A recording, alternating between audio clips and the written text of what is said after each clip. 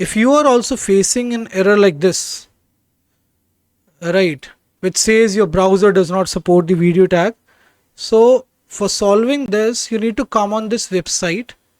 Okay, and here you can download this zip file. Okay, and once you're done with downloading it, you can simply extract it. Now what all things you'll get after extracting it is, you'll get a bin folder inside which you will get to see this application. Now come in your environment variables.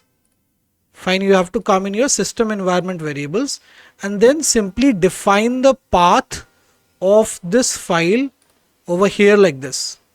So this is the complete file path. This is the complete bin folder path inside which this file is present. Once you're done with that, you can click OK, and after when you will run your code, you will see the processed video coming like this in your browser, and you will not be seeing this error anymore. Okay.